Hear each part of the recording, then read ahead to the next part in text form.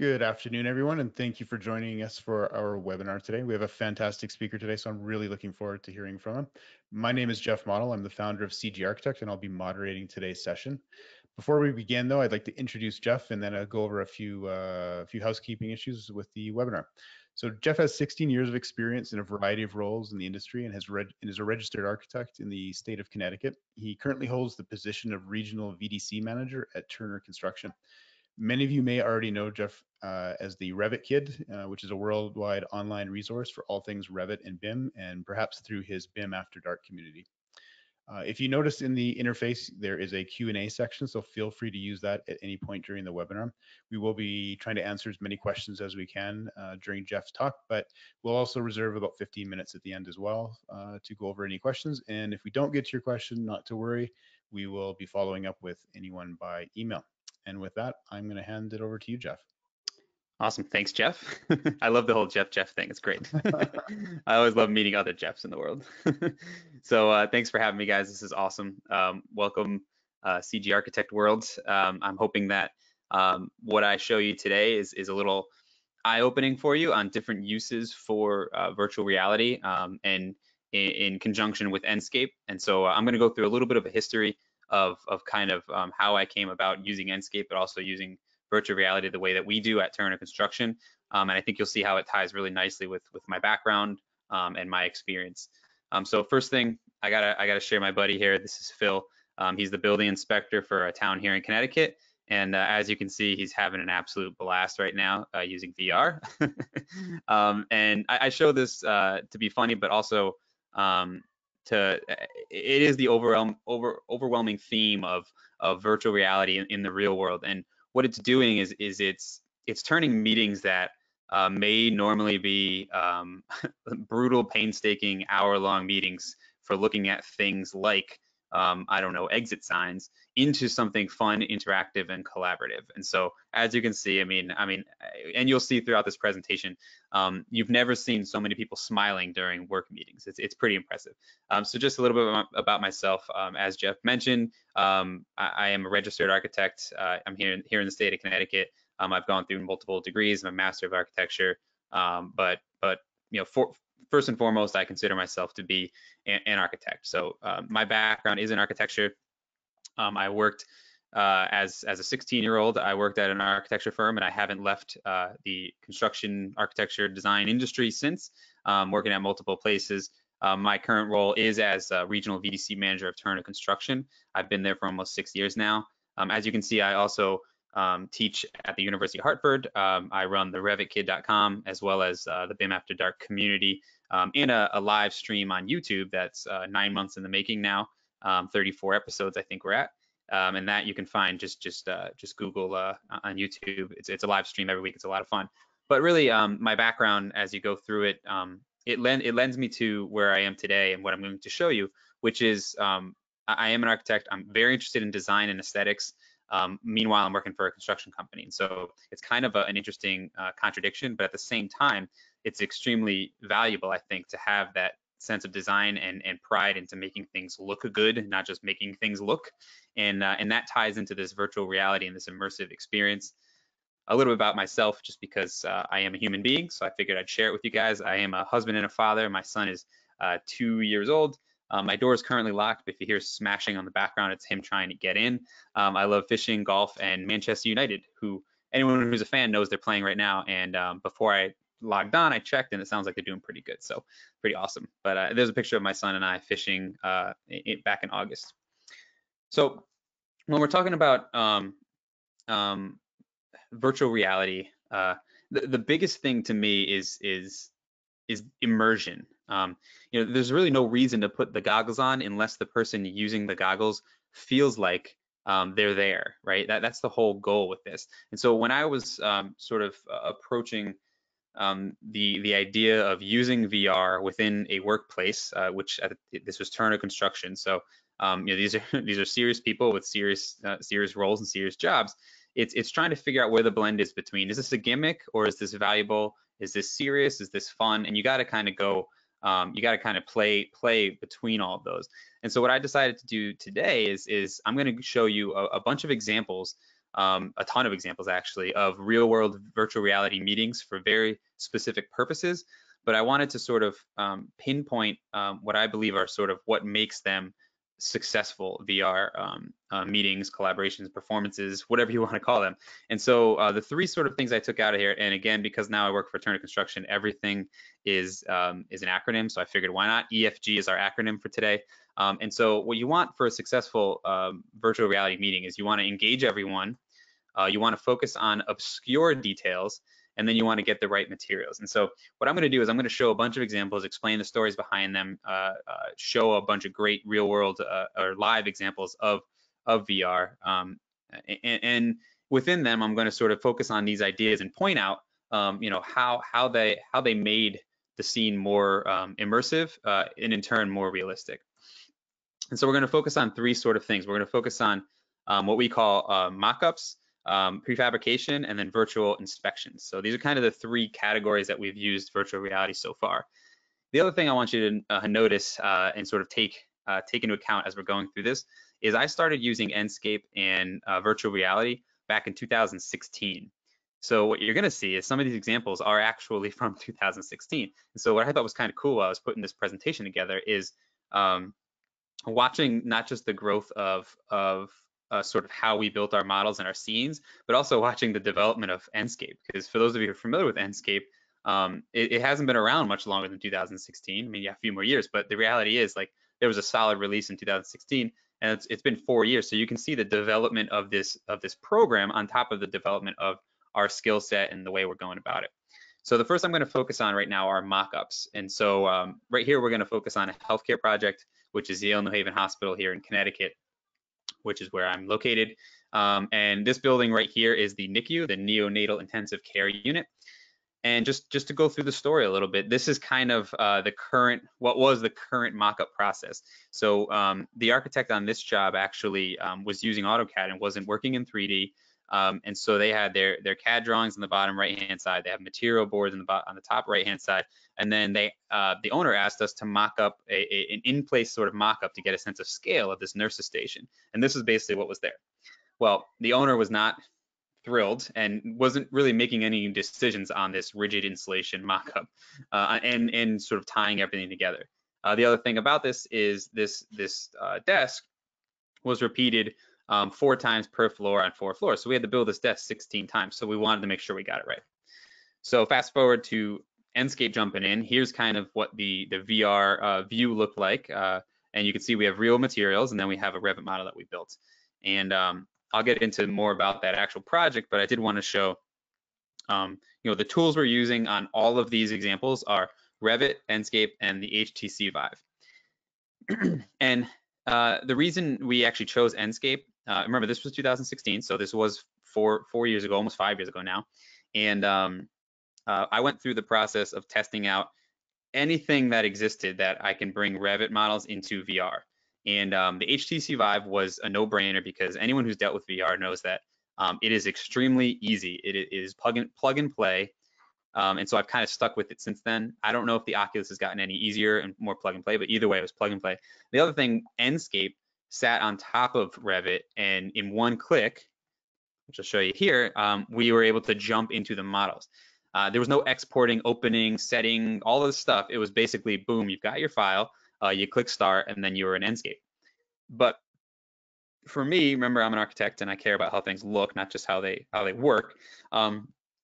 There was also a lot of the programs at the time, there was quite a bit of limitation on how they looked in the goggles, and Enscape by far looked the best with reflections, lighting, shadows. It brought the most into the goggles out of all the ones that we were trying at the time.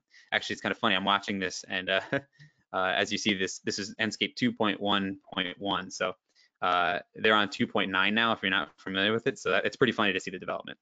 So we had a model that we created. Again, remember I said the architect worked in 2 dimensions. So we ended up building this model for 3D coordination. So this is but this is pretty common. This is what we would get from a construction document model. And so you can see there's stuff there, but it's lacking quite a bit of detail. And so what we do is we're filling in the detail. And this is where that sort of obscure detail comes into play, because you're not just creating a rendering, you're creating an immersive experience. So things that you may not think about, let me jump into the actual, so this is what you saw in the goggles when we did this meeting.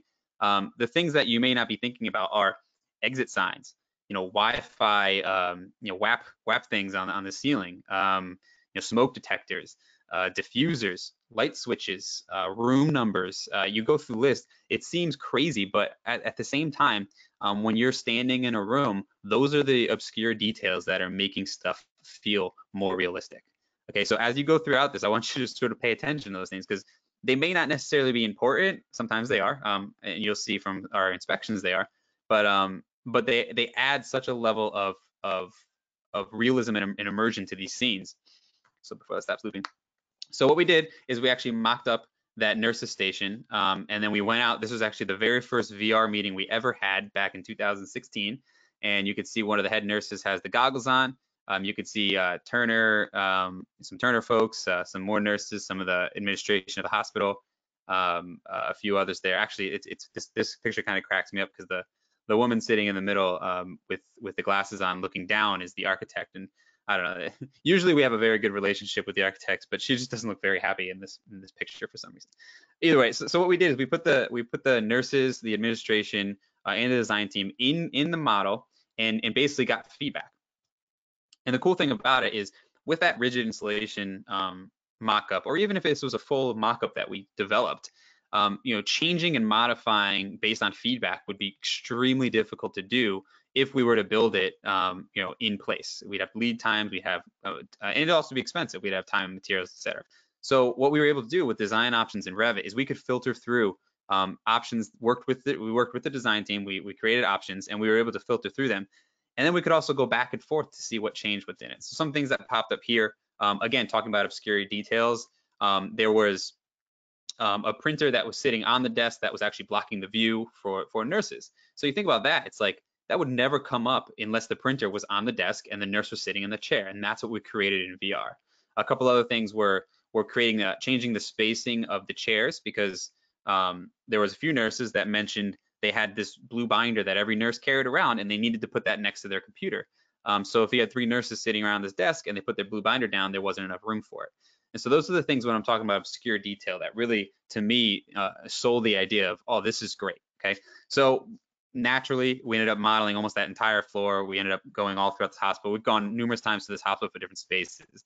And so what you can see here is us going out now, and we're in the, this is the labor and delivery room. So this is a different wing of the hospital. And you can see this was kind of cool, again, to elicit feedback. So remember, we're talking about virtual mock-ups here. So what we're trying to do is get feedback from end users as early as possible. And so what we're doing here is taking the design documents, working with the design team. If they have a model, working with them to develop it further. If they don't, developing the model themselves, and then getting the feedback. So we actually went out and we set up, what you're seeing in the left-hand side is during their breaks, this was the break room. We actually just set up for a couple hours and just sat there. And when they came in to eat their breaks, the nurses, we'd say, hey, do you guys want to check out the new labor and delivery room, give us feedback. And that's basically what you're seeing there. We did a night and a day shift, tons of feedback, tons of information.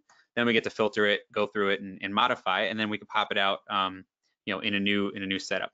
This is just a funny image. This is the labor and delivery, one of the surgeons, and he's to this day, I think, set the record for the longest person in the goggles. As you can see, he's sitting down. That's how comfortable he was in the goggles. So then, just to give you an idea of what this looked like. This is the labor and delivery floor. We're walking down the hallway. You can go in whatever room you wanted. Again, looking at materials. These are actual submitted materials. We made sure we got the textures. We made them look good. We got the lighting in based on design. But then you have these obscure details like the fire detectors, or the fire strobes, the exit signs, the smoke detectors, the wall sconces, the room numbers. I mean, all that stuff. Wall bases, even, little things that people may not think about that really add to the immersion and realism. Just to show other stuff that sort of came out of this, as we were building this model and working with the design team, they had a typical detail of a head wall that, as we're going through this, we realized wasn't very typical, and we were able to sort of modify and look at it and prefabricate it ahead of time. But also, again, being able to immerse people, you get feedback that you never would get before. And so this was the baby warmer, which is at the foot of the beds in this room. And one of the nurses who was in there, just walked around the bed and said, "Hey, there's not enough room for the 4 people that need to be surrounding this baby, and then the 2 that need to be with the mother, to get by." And so what we did is, with the design team, we modified that foot wall and made it slimmer and reorganized it, and we had a more functional space. And so just to show you sort of, we like to say these spaces were designed by VR. So just to show you kind of what the Enscape rendering looked like back in 2017, and then what the actual space ended up looking like once it was built. And so there's a little picture of the nurses station, designed by VR. Again, we also did the head walls. We had all of the plugs on the head walls, and we had nurses and doctors giving us feedback and reorganizing and modifying them. And so there's before and after. So this is what it looks like today, hopefully still today. And then we went out and did a whole bunch of other rooms. So I just want to show you a few more examples and sort of point out again those ideas. The biggest things in here are really those obscure details I was talking about, adding the equipment, the fixtures, the materials, and then the lighting to go along with it. That was a MSCU, which is maternity special care. Then we started doing ORs. This was another learning experience for us, is filling in with equipment, getting feedback from doctors, and really this also started pushing the limits of what Enscape could do, as far as sort of managing reflections and materials. But as you'll see as I show as this goes on, how much more Enscape has even developed. So this was one of the first ORs we did, and this is where an example where you're going to start seeing the development of not just our skill set. By the way, the renderings on the right are also renderings directly from Enscape. Anyone not familiar with the process of VR, the goggles as well as the output can limit the shading, reflections, and resolutions that you get. So ideally, you're going to see a little bit higher resolution for your renderings, which is why the images on the right-hand side have so much more dynamism, I guess you could say. Whereas the left-hand side is literally what you see in the goggles. So the idea is trying to get that shading and depth as much as possible. So you can see now the examples. This is an MRI space at Boston Children's Hospital. Now you can see the examples are starting to get much more realistic. This is due to our skill set and level of understanding of VR, but also our skill, the advancements of Enscape too. But again, check out the obscure details in here. We've got the floor patterns. We got the textures exactly as designed. We've got switches and lighting and all the little things that go on the walls and the rails and you name it. It seems crazy, but at the same time, when you're trying to elicit feedback from users, I mean, you want them to feel like they're there. And that's what happens when you put these goggles on. You walk around for 20 minutes with these goggles on, you forget where you're standing in the room that you're currently in, So then as we move forward, as you can see, lighting, shading, notice how much higher quality it's getting. This again is a factor of us developing our skill set, but also Enscape developing its settings. One of the things we did, which is really cool here, I thought, is notice how the lights have all these colors on them. That was not actually installed like that. But what we did is we highlighted, and this was because of user feedback. We highlighted what switches were turning on what lights. And so you could see the yellow lights, and there were switches on the wall that were colored yellow. So that was kind of an artificial thing that doesn't happen in reality, but it was an easy way, and we're also naming stuff on the wall. This was just feedback from the end users and the doctors that were giving us information. Hey, what light does this go to? And we were like, oh, well, let's make it easy for them. We'll show them what light this goes to. So pretty cool, all built in Revit, easy to add model text into families, etc. But I think you can see how this develops. So one of the biggest challenges of this was always finding and creating content for healthcare, and I'm sure that's going to be one of the questions if it's not already. Is where do you get or create all this content? The reality is most of what you see here, all of what you see here, is created in Revit, and it was either through lots and lots and lots of scouring the internet by my team, or finding something similar and modifying it, or building from scratch. So this is a lot of custom content, a lot of created content for the specifics, or something very, very similar that we can modify. Cool thing about it is now that Enscape 2.9 is out, they've added quite a bit of healthcare assets. So what I did is I went through and I took one of our OR models and I updated it. And speaking of obscure details, you can see some of the Enscape assets now We've got some alcohol pads. I'll zoom in here. You can see the face mask and some of the gloves and stuff. Look at the level of detail and information you can see there. And those are all assets now that come directly with Enscape. And notice the doctor models, how they look. We've got some more glove boxes, some other pads and stuff like that. So these are the things. Again, it doesn't seem important until you enter the space with your goggles on and you're sort of immersed into it. I think I'm going to zoom in over to here and take a look at the the blood bag too, which is kind of cool. I love this. There's a blood type on it and some information there. Pretty cool. And then I also took a one of the patient rooms that we did back in 2016 or 17, and I updated it with more content. I mean, look at this is this is in Revit, but this is Enscape content. The materials, the actual details of the content. In here too, the bed, I mean, everything in here is updated content. The Purell even on the wall, super cool. And so they're making it a lot easier for us to create these extremely immersive spaces. I think you can see the doctors there, and then I think I zoom in, yeah, check out some of the detail on this stuff. Super cool. So when it comes to the EFG of this sort of, what you notice is that in those meetings, there's always multiple people, and we're always looking at a screen. So one of the keys that you want to have with a as I jump over, just because I don't want that to loop on you guys, and what you'll see in these examples here is one of the things that you'll notice in every single meeting. It's not just someone with goggles on standing in the middle of the room. There's a screen where everyone else is able to see, see what they're seeing. So you're automatically making it an interactive and engaging meeting. And so no matter what, if you're going to hold one of these meetings, that's what you want to do. And then as far as showing and finding the obscure details, I think all those examples gave you a good idea of what I mean by that. Things like outlets and wall switches and just the random stuff that people may not think about. And anyone out there who's done high quality interior renderings knows how much the details count on interior renderings. And then of course making sure that the materials and lighting feel realistic as if they're going to. You want people to feel feel like they're in the real space. That's the only way this stuff works. So I'm going to jump now onto sort of prefabrication, and I just think this is a great example of showing how you can work with a pretty detailed model, but just tweaking a few things can make all the difference when it comes to immersion and reality. So one of the things that we do a ton at Turner is we do prefabricated penthouses and mechanical spaces. And so this is just a graphic that we created conceptually showing kind of how this works. But the idea is that the penthouse or it could be in the basement, so it could be just a central plant.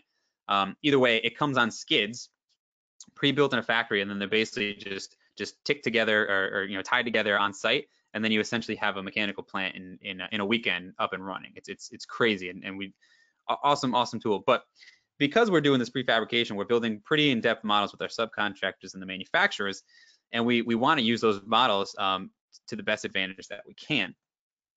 And so whether it's selling the idea of a prefabricated space or whether it's getting feedback on the prefabricated space before it's built, that is essentially what we're doing here. So this example here is actually going out to Boston Properties, which is a huge client of ours up in Boston, and explaining to them how we utilize it on one of their jobs and getting feedback from them for future jobs. And so after that meeting, we went through a little slide deck, and then we had everyone jumping in. And obviously, as you can see, there's a TV and there's someone on the screen. And what they're doing is they're just walking through this penthouse space before it's built. So same idea, walk through it, give us feedback. What's nice here is having folks who are going to use and facilitate the space, giving feedback for locations of valves and filter poles and you name it, right? Just an example, again, another picture from the meeting. One of the things that that also is pretty fun that comes out of these is there's always one guy who wants to jump off a building. So that was this guy on this job. So there he goes, jumping off of a building in downtown Boston. But again, having the head of facilities for this project and for this company that we is a major client of ours, interacting with the design, interacting with our team, and having some fun like this is extremely engaging and super helpful. Another hospital that we worked on, which has the mechanical penthouse, is a White Plains hospital. This project is still going on right now, but the penthouse itself was devised of or derived of, I think it's 30 something in total pieces, and you can see this is kind of the piece diagram of how it's built. And so these are all individual pieces that got built off site, and they're getting trucked in, placed on site, connected, and good to go. This is a really cool example because it shows you just how it doesn't take a ton of detail, but or a ton of tweaks to make something feel much more immersive and real. So we have a Revit model from the manufacturer. I'm going to launch it in Enscape, and this is basically how it came. All right, so this is how most models will look before anyone even thinks about rendering in them. So I'm going to do is a zoom in here. Let me jump into space.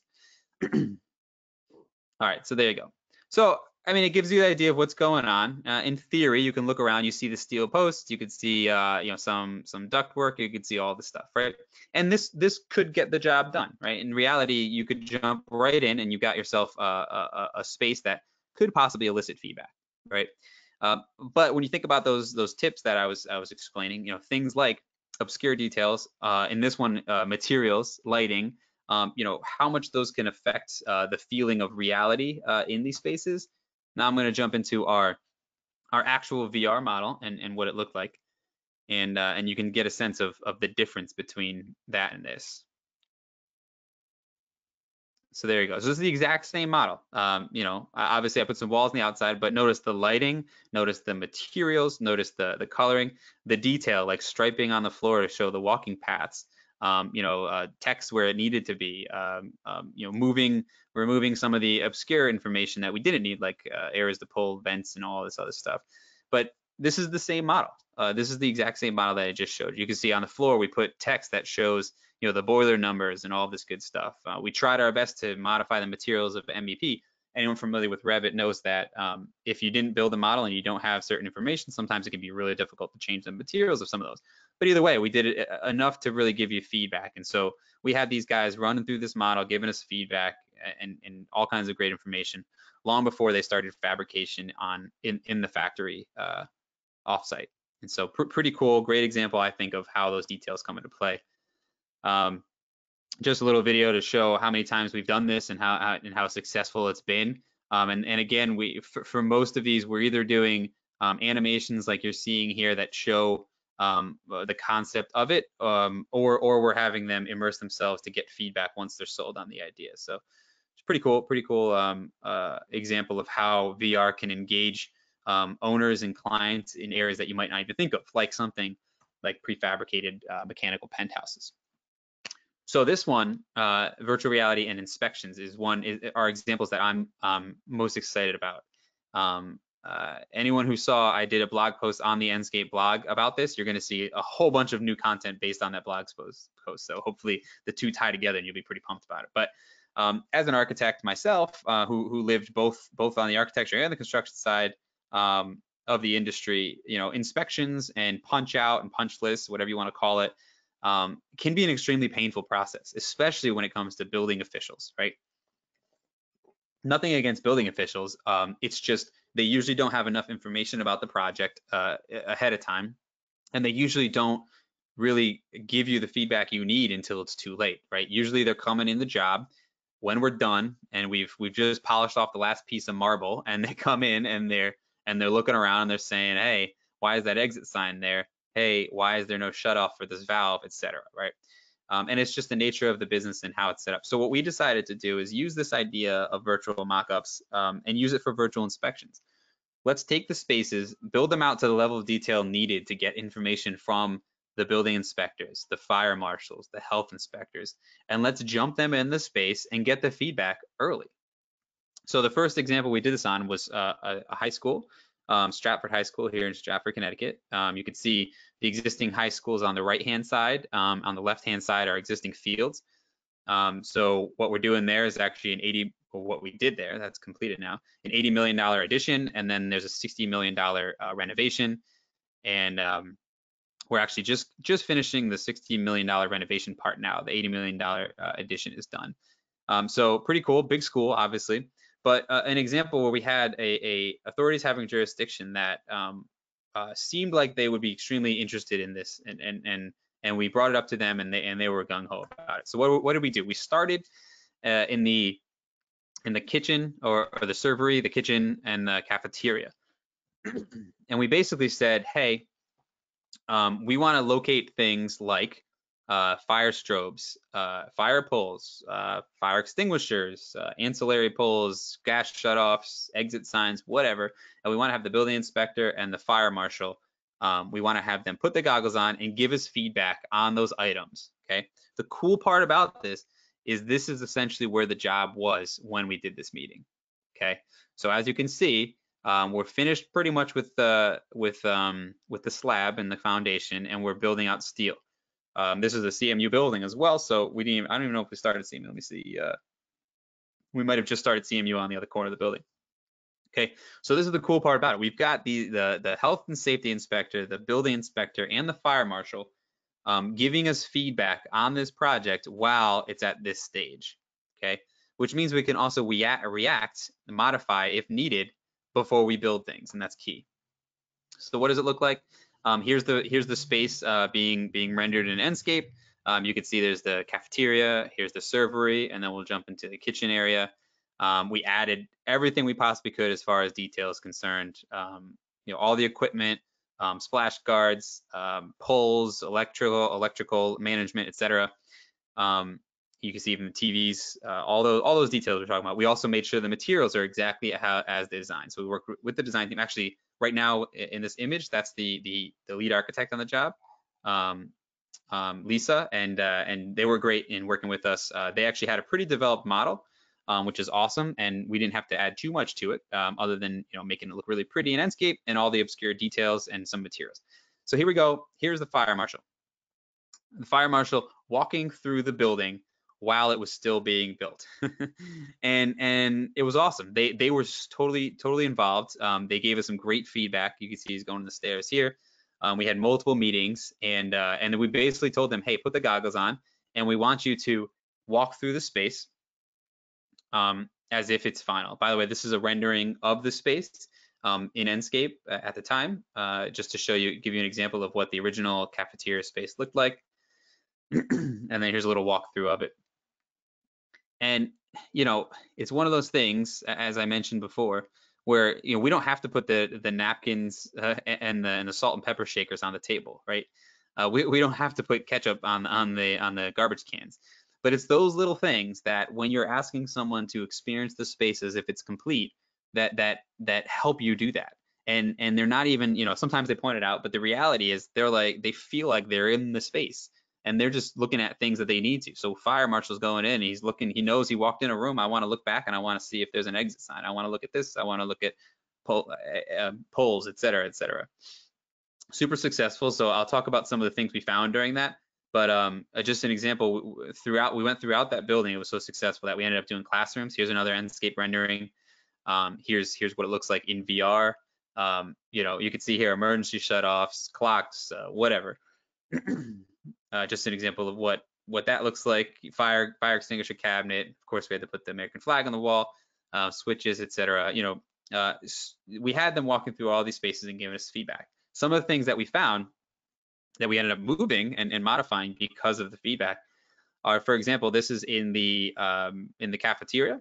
The first thing the fire marshal said when they put on these goggles is, "Hey, why is the exit sign red?"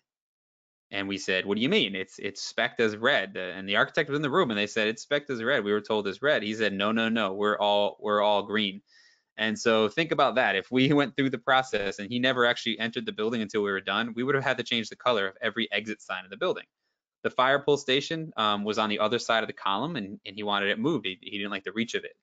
We added exit signs because if you're standing in VR, you can stand anywhere in the room and you can look to see if an exit sign is visible, right? Otherwise, they're just looking at plans or some kind of rendering and assuming, and they may just add exit signs because they don't think there's enough.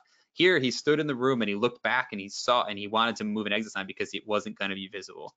There was also an ancillary shutoff that the location of it wasn't to the building inspector's desire, and so we moved all those things. So all that stuff was, sorry about that, all that stuff was picked up early and it was picked up and updated by the design team before we even finished putting any blocks in.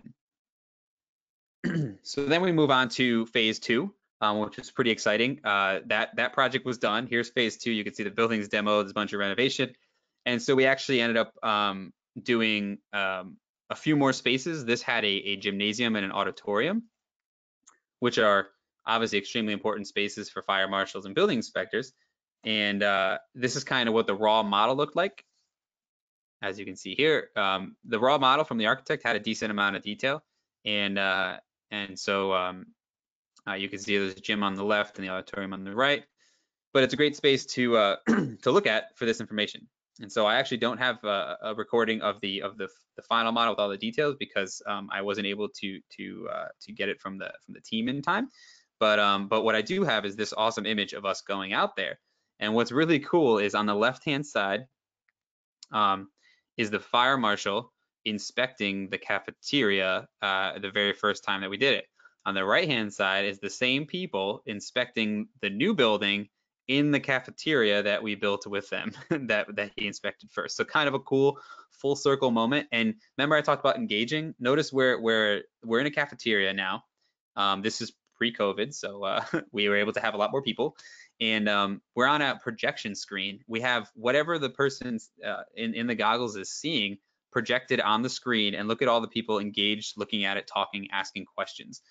So extremely engaging and collaborative environment that it creates. We took the same idea and we utilized them on a university for dorms, which is kind of cool. So we did these dorms in Fairfield, Connecticut. These are they're called the twin dorms because, as you can see, they're the same. One basically mirror images of each other. $60 million, 64 total dorm rooms, but they were also designed in sort of pods. So out of those 64, I think there was 4 rooms or 5 rooms per pod, and it was basically the exact same design replicated 30 times. And so this was an area. It was also a CMU building, precast plank and CMU building. So we really wanted to get these things right, even before we built our in-site mock-up. So we ended up building a full mock-up on-site of one of these suites. Even before that, we used the inspection process and the mock-up process to verify this information. So again, thinking about the obscure details, the engaging process, and the materials, here's an example of what it looks like. I'll zoom into it in a second. You can see this is the building inspector here for Fairfield.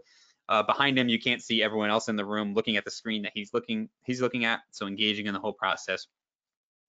But here's what it looked like to them. So you can see, we did the hallway just to give them a sense of entering the space if they wanted to look in the hallway, especially when it comes to inspections. Then you jump in the hallway or into the room, and you can see the material, the lighting. We put model text on all of the items just to give them a sense of what it was. We could turn that off if we wanted, just using a design option pretty quickly. Horn strobes, duplexes, you could see thermostats, all the materials correct, all the lighting's correct, add some people for scale and immersion, even the tiles, the floor drains, all the stuff. Adding this detail to elicit the feedback we wanted. And we got a ton of great feedback. As an example of sort of what came out of this, here's some renderings of that dorm suite. You can see on the left-hand side is the kitchen area. On the right-hand side are just some images. It's kind of cool. Even one of the things that I always, as far as obscure details is, if you notice on the doors, the hinges on the inside, anyone who's a Revit user out there knows that you don't get hinges by default. So we actually added hinges because we just thought it just added something. Otherwise the doors were kind of floating there. And so we actually added hinges to our doors just for the sake of these renderings, which was kind of funny. So what are the things that came out of that? A couple different things. The visual doorbells. I think it was the building inspector. I don't think it was the fire marshal. One of the two. Notice that the visual doorbell locations weren't quite right, or weren't up to what they thought it should be within the spaces, and so they modified those. There was an electrical panel, and this was just something that was a sidebar from what we were trying to do, which was the owner was in the meeting with the architect, and I guess to that point they didn't realize that the electrical panel was literally the first thing you saw when you opened the door into these suites. And so they talked about moving, and I think they did end up moving them into a closet across the hall. And luckily, it was early enough where that wasn't an extremely expensive change. We didn't build it yet, and we just had to modify some of the documents. And then even things like a tile layout changed, which was, again, completely separate from what the purpose was, which was the inspection. But it was cool that it came up. The other thing, which I don't think highlighted here, is there was a smoke detector too close to a supply duct that was modified. So just really cool example of how all of these things come into play, and can change the feedback that you get, and they can create a more engaging more engaging meeting. The details come out of it, and then getting the materials and the right materials is huge. And so I'm hoping that all of these examples and what I showed you, you can see where this theme comes into play. I'm hoping that it gives you inspiration to how virtual reality can be part of your process, early or late, doesn't matter, at some point in time. And hopefully in this post-COVID world that we will live in one day, we'll be able to have these engaging collaborative meetings where one person's sharing the same goggles. But for now, just as a sidebar to that, we have done a few of these meetings virtually, and unfortunately we're obviously not using goggles. It's just us spinning around inside the room in Enscape, for example, through like a GoToMeeting and getting feedback from people. Not the same as the immersion, but still super helpful. So with that, I wanted to make sure I left plenty of time, which it looks like I did. Awesome. For questions, I'm hoping that there are a bunch of them. I don't know, Jeff, have you been taking questions, or how's that work? Yeah, we've got a couple questions waiting here, so I can definitely see. I've actually been writing down a number of my own as well. It was an awesome Awesome. presentation. All right. Hopefully I gave enough time. Looks like I did. Yeah, I mean, one of the first questions, and I was wondering this myself because I suffer from it. I noticed most of your VR presentations were using locomotion rather than teleportation, and I'm wondering how, as with somebody else, wondering how you deal with VR sickness when you're dealing with so many different stakeholders that maybe aren't used to VR. That's a good question. Yeah, so the honest truth is that there are some people that'll put a pair of goggles on and take them off immediately. So that that is a thing, and it still exists. So we're not forcing anyone inside it. What we try to do is we try to build walls and stop signs and things to stop people. And honestly, the smoother sorry, I'm just sharing my webcam. I figured I should do a little cam while I'm answering questions. The smoother the computer is, and the goggles and what you're seeing, usually the better it is for people as far as that's concerned. We actually don't, for the most part, unless the person's extremely confident and comfortable controlling, we try not to even teach people the teleportation, because usually that also causes a ton of issues. They usually teleport God only knows where, and then they're lost and all this other stuff. But really, it's just a matter of sort of, walking them through the process, showing them. We always do a demonstration showing them what it's like. We always keep it on the absolute slowest speed possible. But there's still always going to be, if there's a meeting of 8 people, odds are you're going to get maybe 4 to put the goggles on. If you get them all to put the goggles on, there's always going to be a few that put them on and immediately take them off, because it's just not. I don't think it's just for everyone. Yeah. So I'm curious, was the guy that jumped off the building, did he get VR sickness? No, that guy had a blast, man. That was actually, and it was funny because he was like one of the head honchos, and he was like he was playing a video game in front of us. He was having a good old time. That's awesome. There's a couple questions here, and this is maybe a little bit tied back to Enscape about how you manage the animation. So there's no animation. So for those of you maybe not familiar, Enscape, well, it does animations, it does renderings, but what you're seeing there is real time. So we're building those scenes, and then the person in VR has full control over what they're seeing. So I'm not really sure if that's what you're thinking. Yeah, it may have been. I'm just rereading the question here, and it may be related to maybe some of the build outs of the components kind of coming together. I think like if I remember. Oh, the actual videos I showed. Oh, Yeah. okay, sorry. So some of those, actually most of those videos were not done in Enscape. The promo videos, those were in either Lumion or Twin Motion. Enscape did not, but now it does have animated objects within it. So the animated ones where the things are dropping in, those were rendered in either Lumion or Twinmotion. But now actually in 2.8 and 2.9, Enscape has added animated objects and custom objects, which with future support of animated objects, I believe. I don't think it's fully supported. So no, sorry, that I should have been more clear on that. Yeah, the ones where the stuff is dropping in, those you can't do currently. Actually, I'm not really sure if you can do if with the new, because now you can load custom assets that are OBJs, FBXs, you name it, as assets, even if you're using Revit. And I don't actually know if the FBXs bring in if you can bring in animated FBXs. If you can, then in theory you could actually do the exact same thing now in Enscape, which is pretty neat. Gotcha. One of the very first questions was in reference to the weight of the models themselves and how that impacts, performance, especially given all of those assets that you're able to put in now, especially in those hospital scenes. Mm-hmm.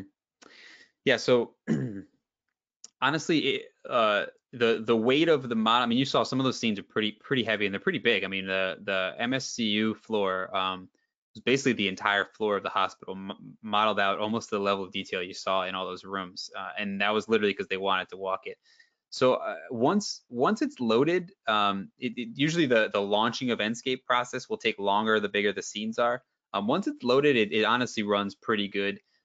The only performance issue that you run into is a ton of if you have a ton of reflections, like for example in the ORs, if you have all stainless steel surfaces, maybe some reflective floors and some glass inside of it, it's just you need a monster graphics card to pump that to a screen, a laptop screen, and a headset without seeing artifacting.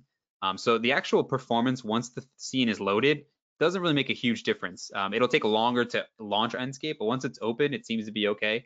But the biggest performance issue I've seen in general is with reflective surfaces. If you have hundreds and hundreds of reflective surfaces in one scene, you're asking a lot of the hardware, and then the goggles too. It's you're pumping out to 3 different screens on top of trying to real time render all this reflection. Yeah, makes sense.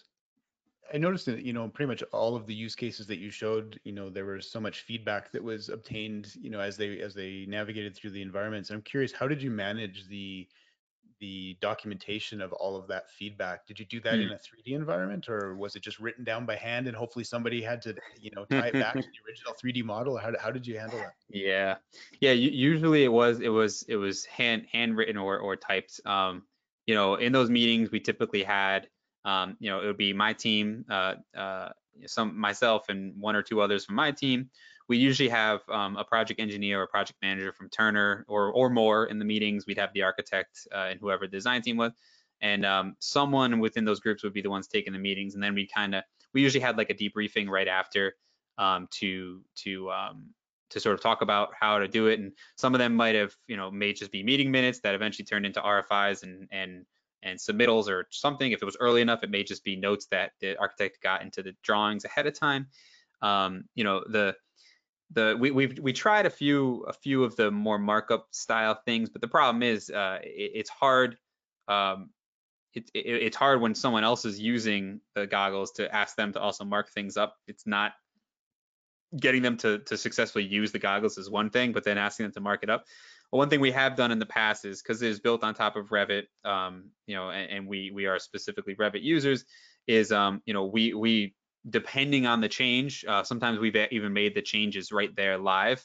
And the great thing about Enscape was that it's a live connection. So if we wanted to move a desk 6 feet, we can click it, move it, and then it's there. And then that becomes sort of this live recorded model of the change, and we talk about it after the fact. But yeah, nothing super fancy with actually taking the feedback and using it against the model.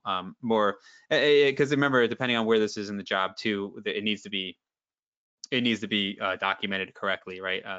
And so usually it's note takers and then then follow-ups to figure it out. Okay. And a question here, and if, I guess thinking back, 4 or 5 years when you first made the decision to use Enscape, why Enscape at the time? What was the decision there?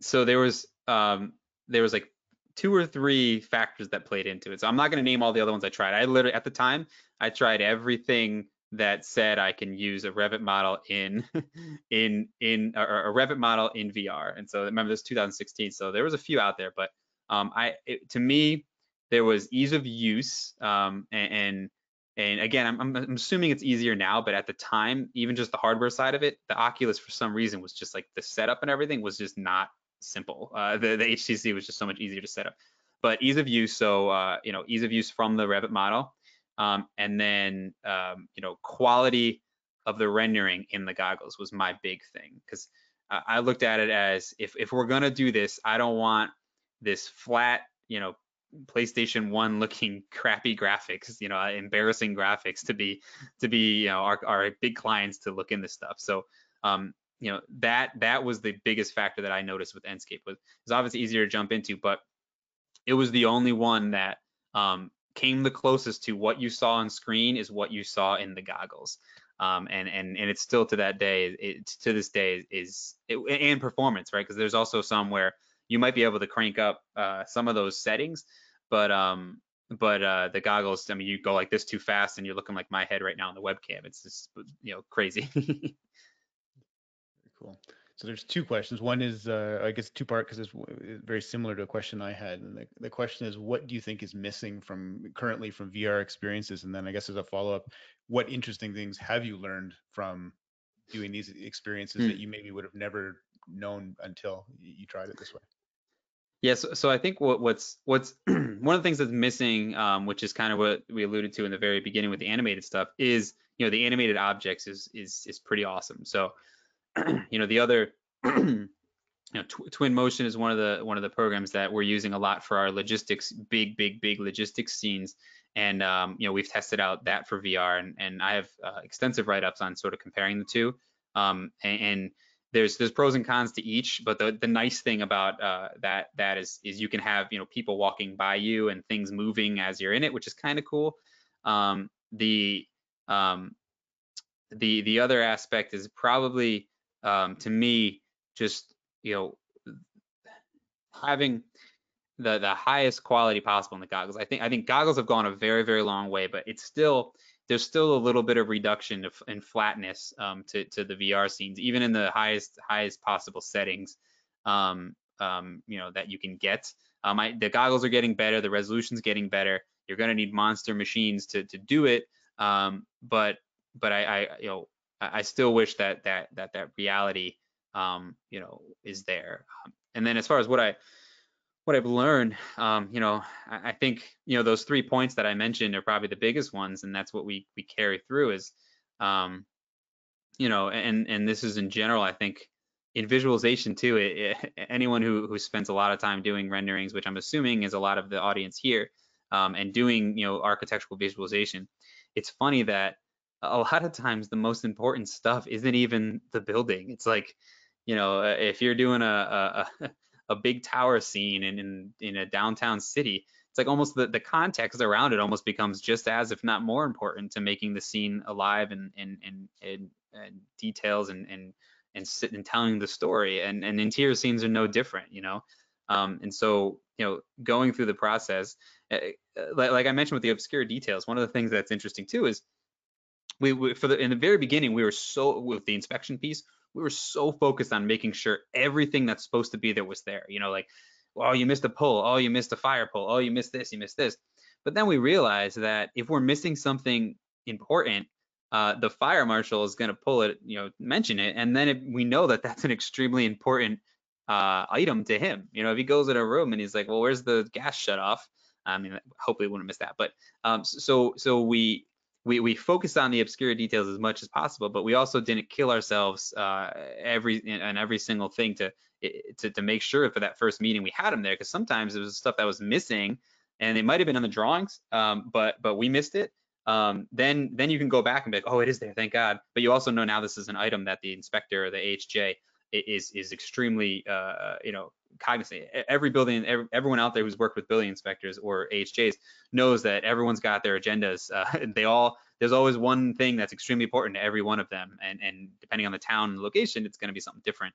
And so it's kind of funny that as much as we focus on those obscure details, I actually I don't double check, triple check them as much as I used to, because they come out during those meetings anyways. In that vein, I'm curious, have you learned, adding in these obscure details, is it important with certain stakeholders to either not include or include things that, maybe gets them thinking a little bit down the wrong path? Yeah, yes and no. I mean, one of the things that I mean, it's hard because there may be something you don't want to get feedback on, but at the same time, you're like, if we build this and they bring it up anyways, we're screwed, right? So you gotta, I'd say that, the one thing that we always do, and we do more and more now, especially after going through this a few times, is we make sure to have a meeting with the design team before ever sitting down with stakeholders, and making sure that the architect, because in most of these projects we are not the architects, we're working with them, making sure that they're comfortable and happy with what we're showing to the clients with them. And so I would say the biggest thing ends up being materials, believe it or not, because if you do it too early, maybe they haven't chosen materials, right? And so then if you're showing materials as designed, but the architect is still going through the process of finalizing and getting them to approve materials, then you could be kicking your butt on that. But with the authorities, not too much. I mean, I'll tell you, the health inspectors, it's impossible to go through a meeting with them and not add a sink. I don't know what it is, but at the same time, I mean, I guess it's good to get it early than honest. But maybe because they realize it's early, they think that they can add as many sinks as they want before they're built, as opposed to after. I don't know, but I can't remember the last time we left a meeting where there's a kitchen area, servery, something like that, and there's a health inspector who didn't add at least one sink. Given how detailed your models are, how many people end up working on these scenes to refine the VR model? Usually, it's usually one person for the most part, invested and involved in the single model, and then jumping in as needed. So my regional group consists of 6 full-time VDC staff in the office, which means those are the ones who are not dedicated to a single job, and so all of us are naturally, I made sure to find people who are extremely proficient in Revit and extremely good at doing that. And we have work shared a couple models, and maybe 2 people jumped on them, but for the most part, it ends up being easier if one person carries it from start to finish with support as needed. And so the other sort of benefit is once you start building that library of content, whether you're creating it from scratch or you're downloading it or you're finding it and modifying it, it ends up these end up going together faster and faster, because like healthcare, for example, so much of that stuff is similar, and you're just modifying here and there. So yeah, no, it's usually one person dedicated for however many days to get the initial one done, and then we jump back and forth. But Cool. There's another question here. I'm not sure if you guys are involved with this, but do you have any idea how you might include LiDAR data into a design presentation like this? we don't. I mean, we definitely work with laser scans all the time for different things. Can't really say we've taken like a mesh LiDAR and done a VR walkthrough of it. We use scans as needed to justify to modify and make make scenes more accurate. We are starting to use a little bit scan information for exterior, for example, if it's a LiDAR scan on a drone, and we use that maybe for filling in context around scenes and stuff like that. But in the interior side, I haven't really melded like a textured mesh LiDAR scan with a Revit model and sort of explored it, other than maybe like a point cloud, a colored point cloud, and combining that with a Revit model and spinning around and looking at it. Gotcha. Well, I think we've arrived at the last question. Awesome. So I really want to thank you. That was a fantastic presentation, really well done, and Great. I really enjoyed that. So thank you very much for joining us today. Awesome. Thanks for having me. I appreciate it. If anyone wants to get in touch, at the Revit Kid on Twitter, I'm pretty accessible there, and then you can head over to bimafterdark.com and check out any of my content there. But I'm always open to discussions. I love talking about this stuff. So thanks for having me, Jeff, and I really enjoyed it. Thank you. All right. Thank you, everybody, for joining us today. And we're going to end the webinar. So thanks again. Bye, everyone.